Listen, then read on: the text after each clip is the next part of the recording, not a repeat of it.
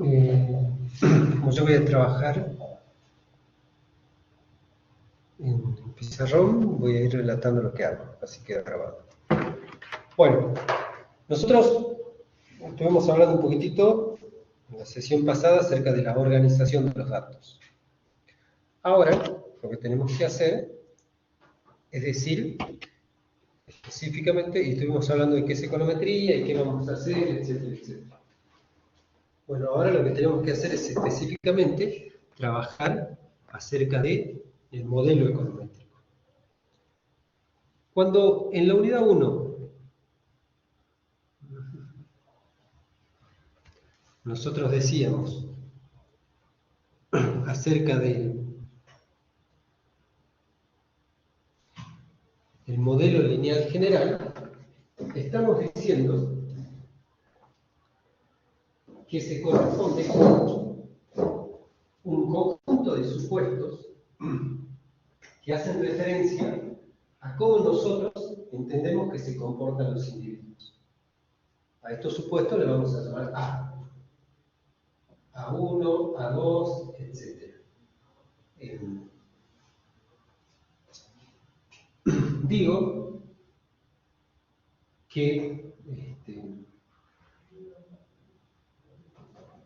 en la literatura puede ser que difiera un poquitito acerca de la cantidad de supuestos que vamos a utilizar. Porque, bueno, a veces usan más, usan menos, pero la idea es que tengamos presente unos cuantos. Pero creo que hay un pequeño problema acá.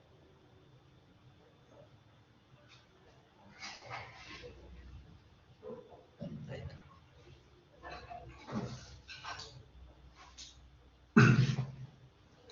Primero, lo que nosotros vamos a decir con el A1, de Assumption 1, de supuesto 1, es que el modelo es lineal. Eso estoy escribiendo acá. La linealidad hace referencia a cómo se combinan, ¿se acuerdan que estuvimos viendo en nuestra sesión pasada lo que es un parámetro y lo que es una variable? A cómo se combina el efecto de los parámetros y las variables. Y en particular, a cómo en una especificación lineal los parámetros siempre se encuentran elevados a la potencia 1. Corolario, un modelo va a ser lineal toda vez que, y escribo en el pizarrón, existe una transmisión de efectos de una variable que se conoce como independiente, impulso, shock, regresora, hacia una variable y que se conoce como dependiente, respuesta a regresar. Pero la transmisión del efecto es tal que una variable y se construye a partir de una especificación lineal en un conjunto de variables cualquiera, donde los parámetros beta se encuentran, sea beta j el parámetro de cualquier regresor j, cuando j va de 1 a k, siendo k la cantidad de regresoras x, digo, a una potencia p, donde p es igual a 1. Entonces, lo que estamos diciendo es que mi modelo va a ser lineal toda vez que la combinación de los parámetros se encuentren siempre elevado a la potencia 1. Y las variables no importan. Así, este modelo que está acá, que tiene un 1, que es muy clarito, es un modelo lineal. ¿Estamos todos de acuerdo?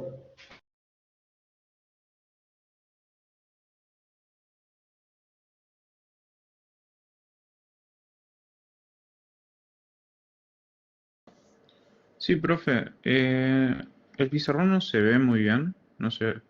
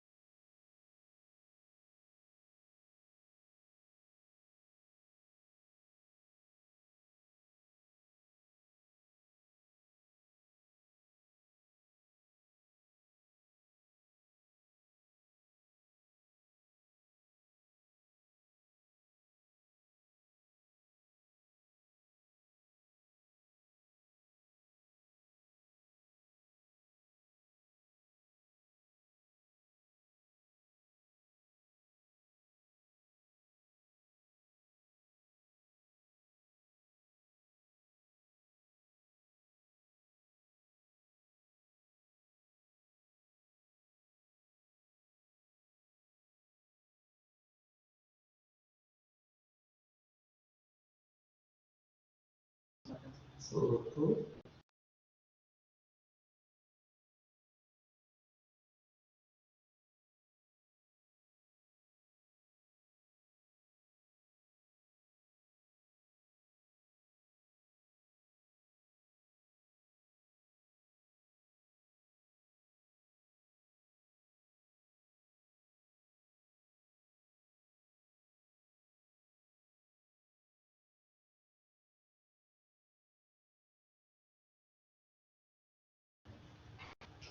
A ver, voy a tratar de compartir de nuevo.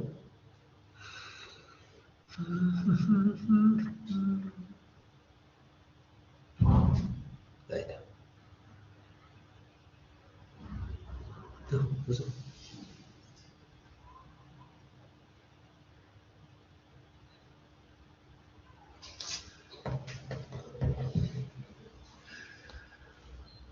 Bueno. Ahí está.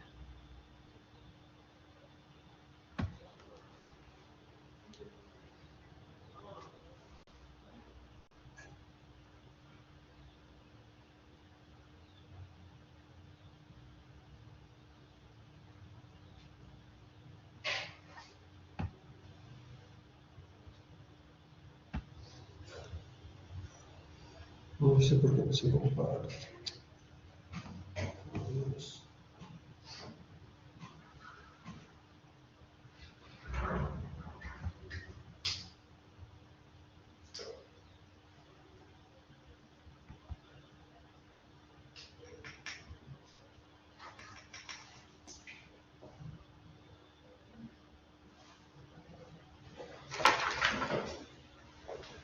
A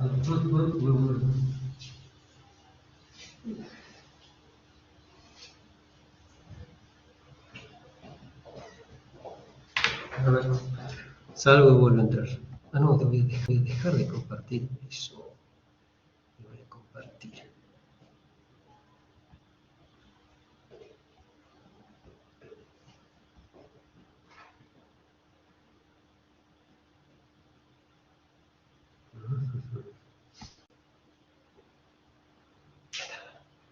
Bueno. Entonces, lo que decimos es que la clave de la linealidad está en la relación entre las variables X, que le vamos a llamar variables independientes, variables impulso, variables regresoras, y con Y, que es una variable dependiente, variable respuesta, variable regresar, digo, la clave está en cómo está expresada cada uno de los parámetros de esta relación. De forma tal que si los parámetros están elevados a la potencia 1, el modelo es lineal. Nuestra presentación dice, entonces, este es el primer supuesto. La linealidad tal que se analiza una relación lineal, y el segundo supuesto que vamos a plasmar en esta relación lineal se conoce como el A2, que es la estabilidad de los parámetros, que parte de esta relación lineal. La estabilidad paramétrica, o de los parámetros, se refiere al hecho de que para cada uno de los individuos y para todos los individuos que se encuentran en la comunidad, cuando la comunidad va de 1 a n, siendo el individuo 1 un individuo nominalizado, como cualquier individuo que aparece, no de manera ordinal, es decir, no ordenamos a los individuos por importancia, sino sencillamente los acomodamos por orden de aparición. Entonces digo, los individuos, acá perdón, la slide, en lugar de utilizar sub i, usa sub t, lo que nosotros le vamos a llamar sub i. Hay n individuos en la comunidad, y lo que nos dice es que la ecuación 1, que es el modelo lineal general, es establecida para todos los individuos y para cada uno de los individuos. Es decir, no existe el individuo i. El individuo i es un individuo representativo, es un individuo en promedio. Y el individuo en promedio de la comunidad se comporta como la ecuación 1. Pero a su vez, nosotros decimos que cada uno de los individuos de la comunidad se comporta siguiendo la regla del modelo 1. Es decir, fíjense, el individuo 1, Y1, se comporta como la ecuación 1. Nada más que tiene sus impulsos particulares. Es decir, como estoy marcando, el individuo 1 tiene una respuesta Y1 a un impulso de la variable 2 en el individuo 1. Por eso su índice es 1, 2. De la variable 3 en el individuo 1. Por eso el subíndice es 1, 3. De la variable K, recuerden, J, K regresores. De la variable K en el individuo 1. ¿Y cómo se transmite ese efecto a partir de una combinación lineal que es la misma que en 1? ¿Ok? Y esa combinación lineal es, como bien digo, lineal, con la definición de la linealidad. El individuo 2, de la misma manera. El individuo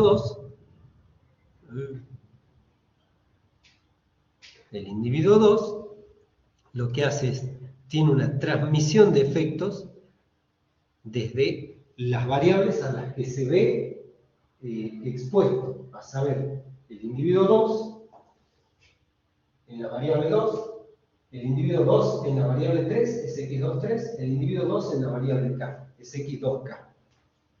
¿Ok? Y la transmisión de efectos tiene la misma forma que para el individuo y, que la ecuación 1. Pero fíjense, acá hay un vector que es estable a lo largo de todos los individuos, que es el vector de parámetros.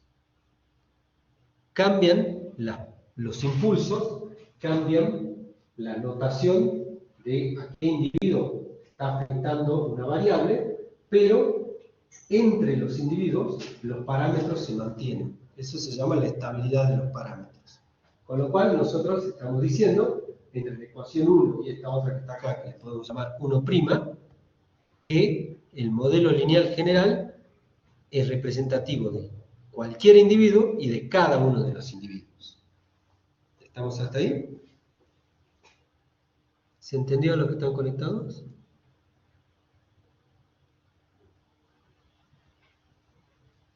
Sí, sí. Perfecto. Bueno. Sigamos.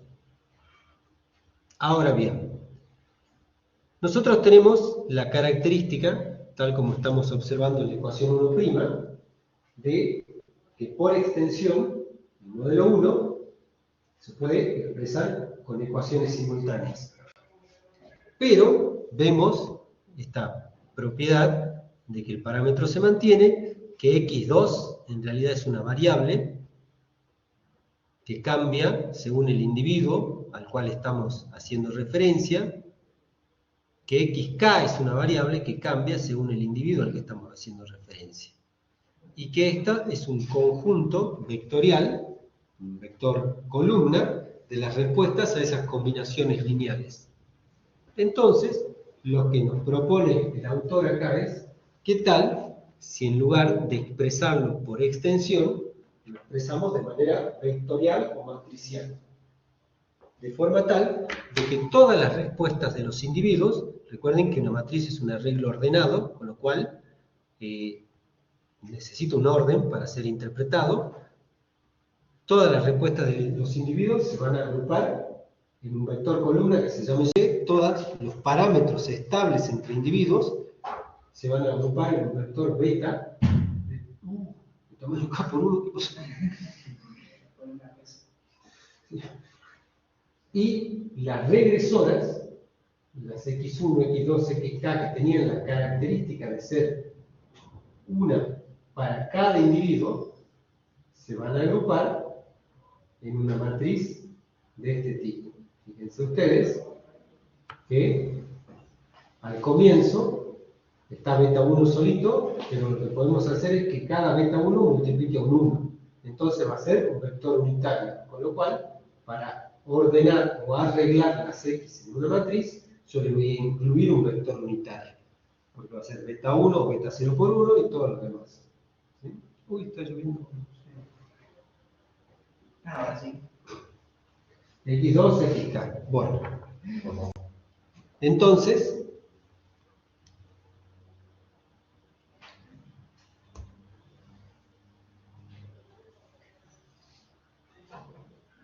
bueno, tenemos un arreglo distinto, ¿sí? Que es una presentación distinta. Y esta presentación nos va a permitir expresar la ecuación 1 de otra manera. La ecuación 1, ahora la vamos a expresar en términos vectoriales como esta expresión, este producto entre un vector Y, una matriz X, y fíjense que se cumple la condición de conformidad de las matrices. El número de columnas de la primera es igual al número de filas de la segunda, bueno, se cumple esto. Es decir, 2 es tanto la ecuación 1, pero más aún la ecuación 1'. Ahora bien, ese es para explicar. El assumption 3, el supuesto 3 que nosotros vamos a agregar es que, y lo estuvimos charlando, según 1 y 1', cada individuo y todos los individuos se comportan en la transmisión de efectos de las variables X por medio de los beta hacia los Y por medio de un modelo lineal. Pero existe una separación.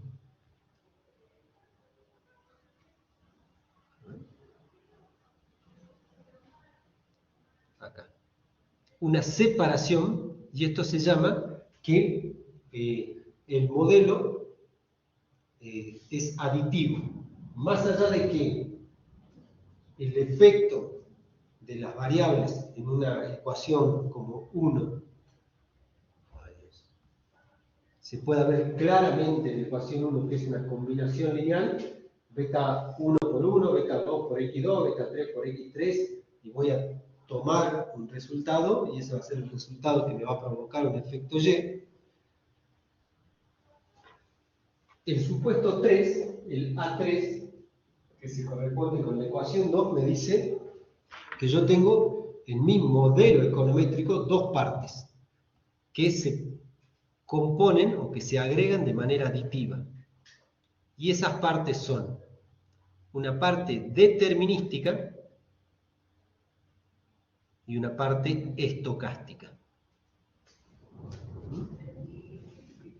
Es decir, nosotros tenemos la combinación lineal de las variables regresoras por medio de los parámetros que transmiten un efecto, y por otra parte tenemos la estocasticidad, un componente nuevo que nosotros estuvimos hablando un poquitito de él, y es el que hace que mi modelo económico pase a ser econométrico.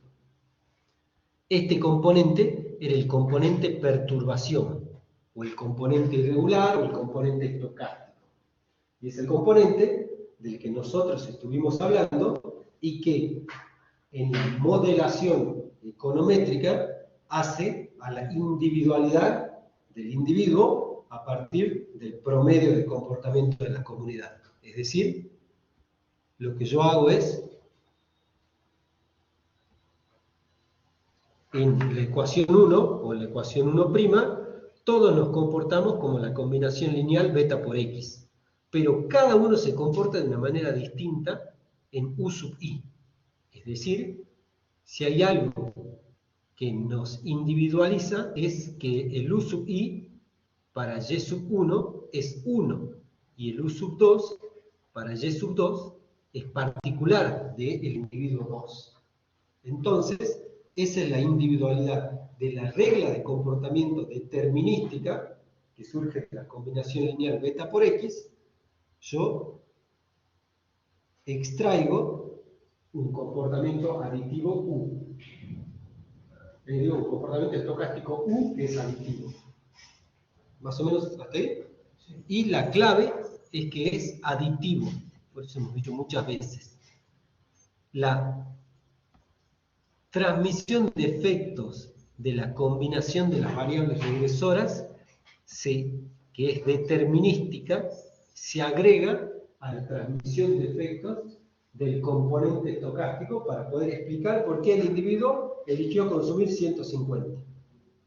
¿Por qué eligió consumir 150? Por ser muy burdo en el ejemplo, porque la primera parte le dio 100 y la segunda 50. entonces 150. No hay una multiplicación, no hay una división. Esto es mucho más importante que sencillamente decir que por simplicidad lo ponemos aditivo. Lo que nosotros decimos es que los componentes no interactúan. La parte determinística está modelada de una manera y afecta de una manera el comportamiento. Y a ello se le agrega la parte estocástica. Y la parte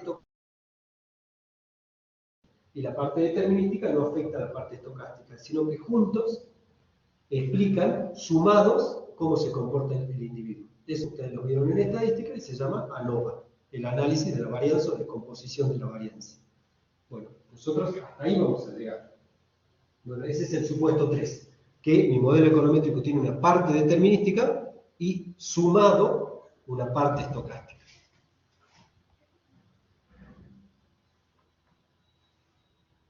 ¿Sí? Y ahora sí empezamos con los supuestos que detalla este señor que se llama Gómez Salmerón, pero el primero ya lo hemos trabajado en estos 3. Para nosotros el primero, que él detalla acá, que dice el vector Y se puede expresar como una combinación lineal de variables explicativas más un vector de perturbación. A nosotros nos llevó un poquito más de tiempo entenderlo, nos llevó 3 supuestos. Ahora, la parte determinística, lo voy a escribir acá, creo que la próxima voy a traer la tablet, así. El famoso beta, vamos a ponerle traspuesto, por X, que es la parte determinística. Este cosito de abajo significa que es una matriz, más U. Bueno, este es nuestro modelo lineal general, que yo tengo una variable explicada, o a explicar, que se llama Y, que surge de una combinación beta traspuesto por X más U, donde beta traspuesto por X es la combinación lineal de las variables regresoras determinísticas. ¿Sí? Mientras que U es el componente estocástico. Beta traspuesto por X sería el modelo económico. Y si le agrego U, es el modelo econométrico. Con lo cual, sobre beta traspuesto por X, ya he cursado muchísimas materias. Ya he estudiado un montón. Entonces, a lo que nosotros nos vamos ahora es a U. U vector, que era esta perturbación, esta individualidad, esta distancia sobre el comportamiento promedio de la población, es tan importante porque tiene un conjunto de supuestos que hace que el modelo econométrico sea tal. Y entre los supuestos existe un supuesto compuesto que se llama esfericidad de los residuos, o esfericidad, perdón, de las perturbaciones. De los residuos es cuando está hecha la estimación. Y es el segundo punto que acá nos plantea el autor. La esfericidad de las perturbaciones se refiere a cómo es ese componente estocástico. Y para definir un componente, un vector, un conjunto, lo que hacemos es identificamos métricas. Y las métricas a identificar no son otras cosas que los momentos centrados o los momentos no centrados. Es decir, la media y la varianza y la covarianza. Entonces, lo que me dice el autor, y me dicen todos los autores, es, si vos querés saber cómo es U, vamos a definirlo por 3 partes. Ahora, si el U que vos estás estudiando es distinto a estos 3, no es el U que yo estoy estudiando, entonces no es el modelo lineal general. Con lo cual, también es a su vez restrictivo. Yo voy a estudiar todos los comportamientos que se definan de esta manera aditiva, pero a su vez, cuando el U tenga esta característica. Vamos a leerlo, lo vamos a ejemplificar, tal vez no de una manera muy adecuada de forma estadística, y después sí lo vamos a...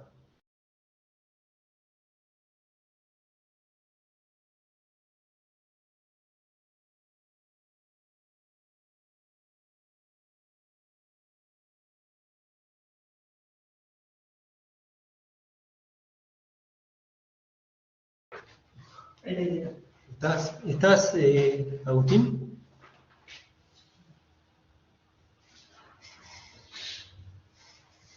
¿Estás ahí?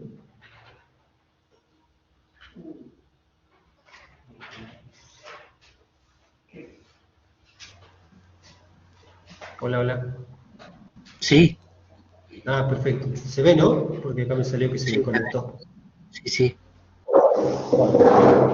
Voy a hacer la pequeña demostración, directamente la vamos a hacer acá.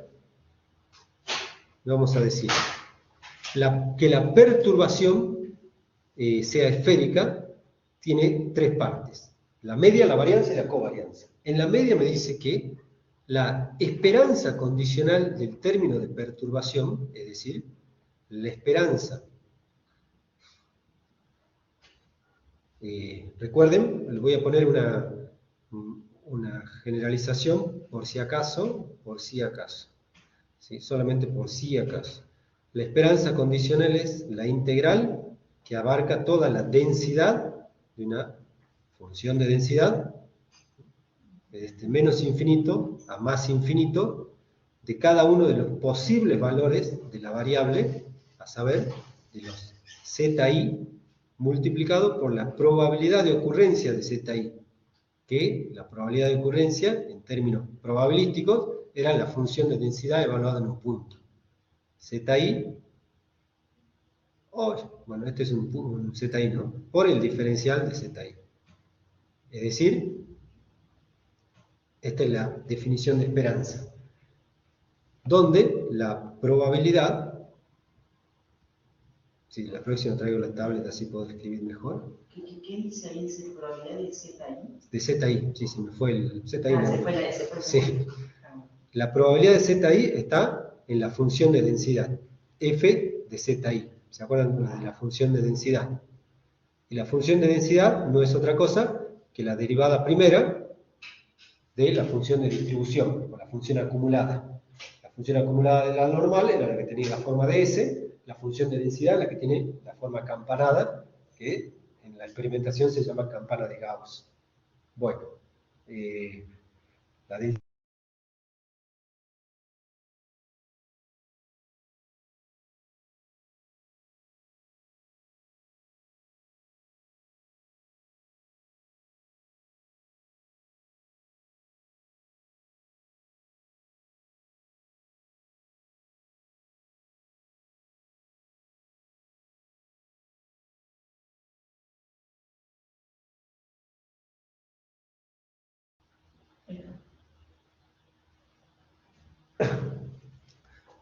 Cuando la función de densidad, o cuando la función marginal de densidad, está condicionada en su ocurrencia, es decir, f de las ocurrencias de zi, dado que existe un fenómeno llamado, a ver qué letra podemos usar, voy a decir hi. Entonces, esa es la función de densidad o la función marginal de densidad condicionada. ¿Por qué venimos a esto? Porque, ¿a dónde está el borrador acá? Está, borrador.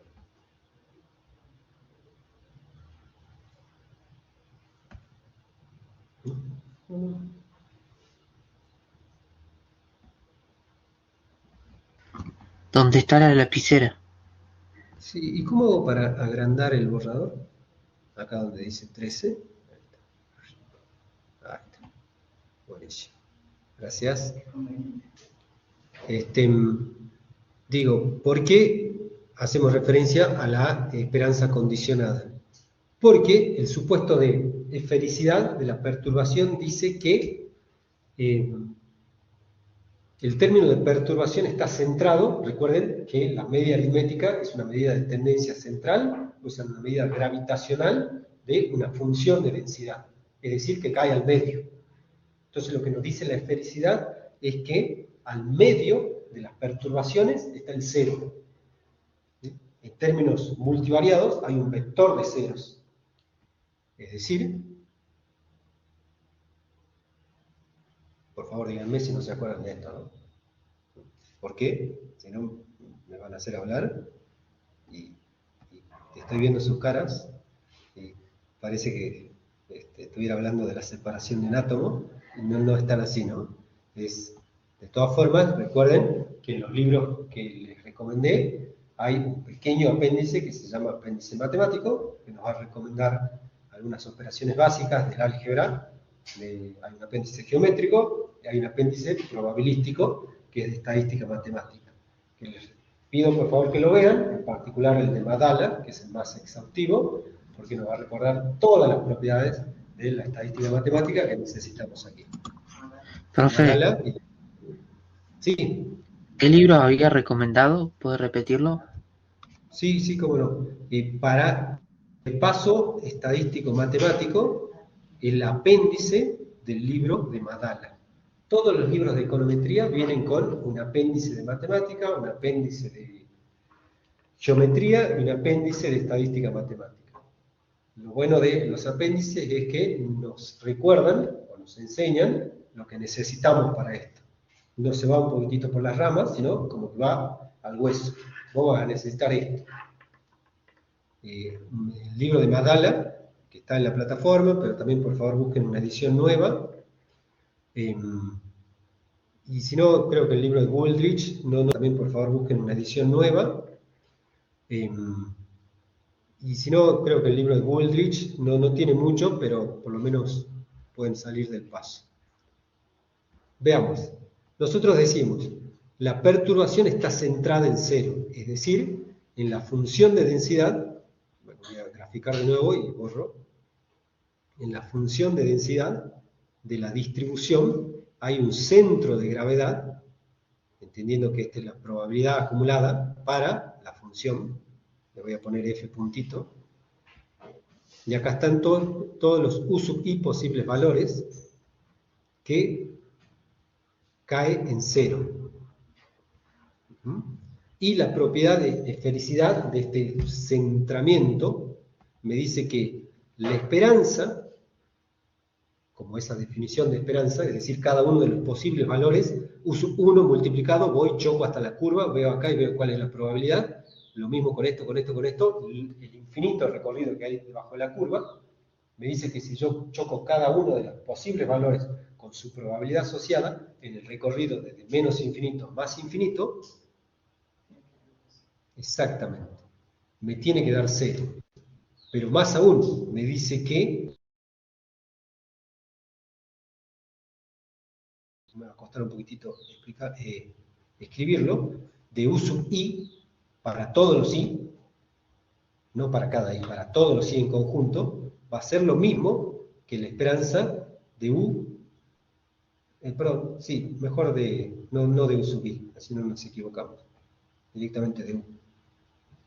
La esperanza de U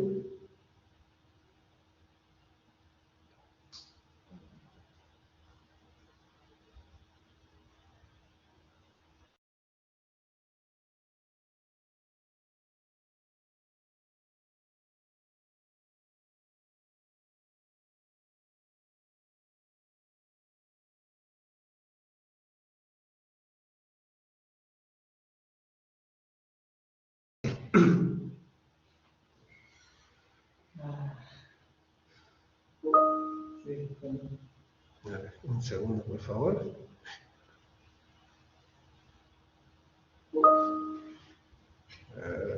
Igual a 0. Es decir,